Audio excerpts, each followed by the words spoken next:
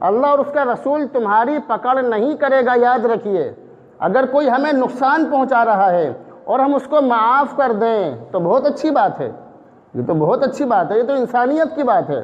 لیکن اگر ہم بدلہ لے لیں تو قرآن و حدیث ہمیں بدلہ لینے سے منع نہیں کرتا ہے، یہ بات آپ یاد رکھیے. تو اگر ہم اپنی دعاؤں میں کافروں کی ہلاکت کی بد دعا کریں کہ اے اللہ جو لوگ تیرے دین کے دشمن ہیں، جو لوگ مسلمانوں کو ستاتے ہیں، مسلمانوں کو پریشان کرتے ہیں، اے اللہ تو ان کو تباہ و برباد کر دے، تو ایسا کہنا قرآن و حدیث کے خلاف نہیں ہے. یاد رکھیے آپ میری بات. اگر یہ چیز قرآن و حدیث کے خلاف ہوتی تو اللہ اور اس کے رسول ان کاموں کو نہیں کرتے. بہت سارے لوگ ان باتوں پر اعتراض کرتے ہیں. اب سے تقریباً 4 سال پہلے یہاں پر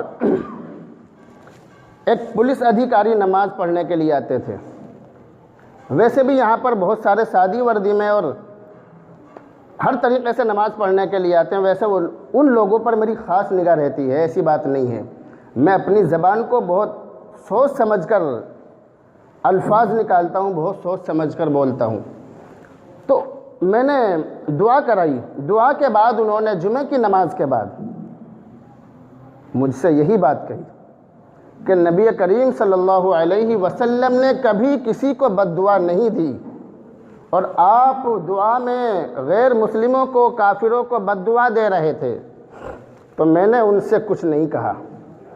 میں نے ان کے سامنے صرف ایک کتاب کھولی تو کتاب دیکھ کر وہ میری طرف کو دیکھ کر ہنسنے لگے، اور ان کا جو جواب تھا وہ مجھے آج تک یاد ہے. انہوں نے یہ کہا کہ تم بہت حاضر جواب ہو.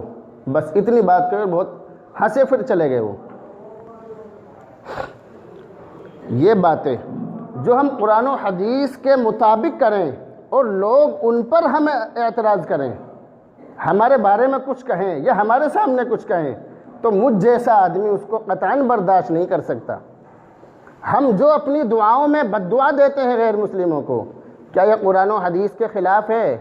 اگر قرآن و حدیث کے خلاف ہوتی تو ہم ان کاموں کو نہیں کرتے.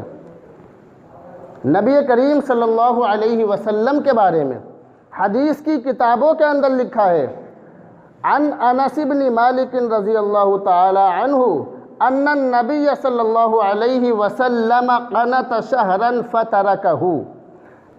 حضرت انس بن مالک رضی اللہ تعالی عنہ یہ فرماتے ہیں کہ نبی کریم صلی اللہ علیہ وسلم نے 1 مہینے تک قنوت نازلہ پڑھی پھر چھوڑ دی. یہ حدیث کی کتابوں کے اندر لکھا ہے.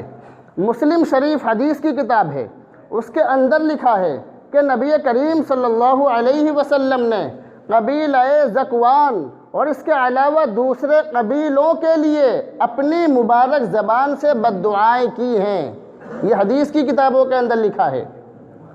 نبی کریم صلی اللہ علیہ وسلم نے قبیلے کے لیے یہ بد دعا کی تھی کہ اللہ تعالیٰ تمہیں ہلاک کر دے اور تم پر یوسف علیہ السلام کے زمانے جیسا قحط نازل فرمائے. جیسے یوسف علیہ السلام کے زمانے میں قحط نازل ہوا تھا، تمہارے اوپر بھی اللہ تعالیٰ ایسا ہی قحط نازل فرمائے. یہ اللہ کے نبی کی مبارک زبان سے نکلے ہوئے الفاظ ہیں.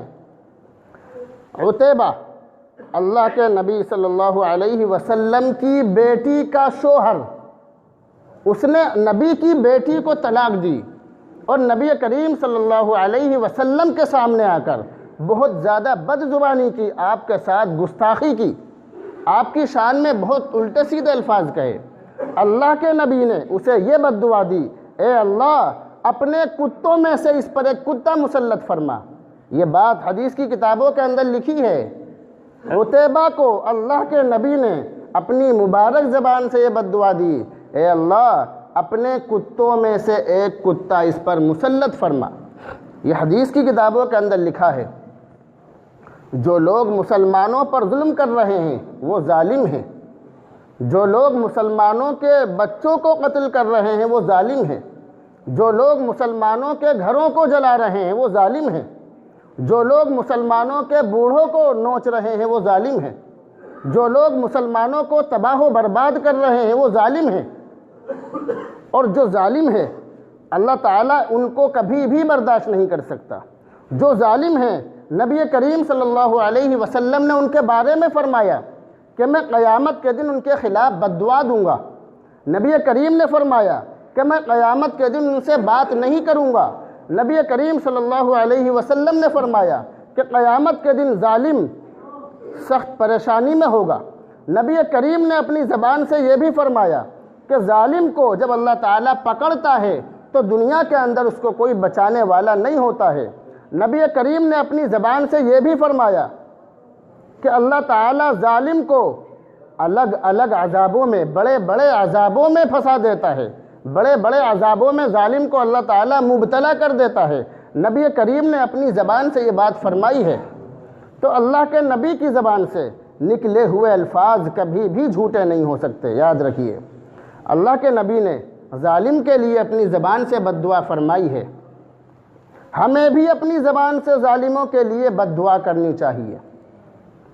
قرآن کریم کے اندر بہت ساری جگہوں پر اللہ نے ظالموں کے لیے بہت سخت عذاب کا ذکر کیا ہے۔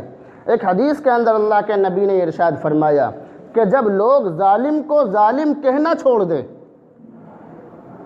ظالم کو ظالم کہنا چھوڑ دیں، تو اس وقت مسلمانوں کی اصلاح کی کوئی امید نہیں ہے۔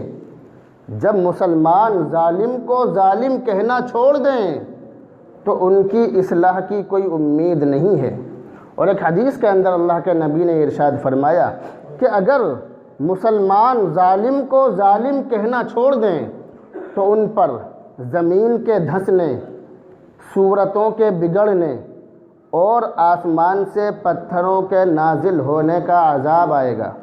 جب مسلمان اپنی زبان سے ظالم کو ظالم کہنا چھوڑ دیں تو ان کی صورتیں بگڑیں گی، زمینوں کو دھسایا جائے گا اور ان کے اوپر آسمان سے پتھروں کو نازل کیا جائے گا، پتھروں کی بارش کی جائے گی۔ اللہ کے نبی نے اپنی مبارک زبان سے ایسے لوگوں کے لیے کہ جو مسلمانوں پر ظلم کرتے ہیں ان کے لیے بد دعا فرمائی ہے، اللہم اہلک الظالمین بالظالمین، اے اللہ ظالموں کو ظالموں سے ٹکرا کر ہلاک فرما، اے اللہ ظالموں کو آپس میں ٹکرا کر ہلاک فرما، نیست و نابود فرما۔ اللہ کے نبی نے اپنی مبارک زبان سے ظالموں کے لیے بہت زیادہ بد دعائیں کی ہیں۔ یہ باتیں مسلمانوں کو معلوم نہیں ہیں، مسلمانوں کو صرف ایک جملہ یاد رہتا ہے، وَمَا أَرْسَلْنَاكَ إِلَّا رَحْمَةً لِّلْعَالَمِينَ، کہ ہم نے نبی کو دونوں جہان کے لیے رحمت بنا کر بھیجا ہے۔ مسلمانوں کو بس یہی بات یاد رہتی ہے، مسلمانوں کو یہ یاد نہیں رہتا کہ نبی نے اپنی مبارک زبان سے کبھی بد دعا دی ہے یا نہیں۔ اگر کسی مسلمان سے پوچھو تو وہ یہی کہے گا کہ نبی نے اپنی مبارک زبان سے کبھی بھی کسی بھی انسان کو بد دعا نہیں دی، جبکہ ایسا نہیں ہے۔ اللہ کے نبی نے اپنی زبان سے بہت سارے لوگوں کو بد دعائیں دی ہیں۔ آج کے زمانے میں جو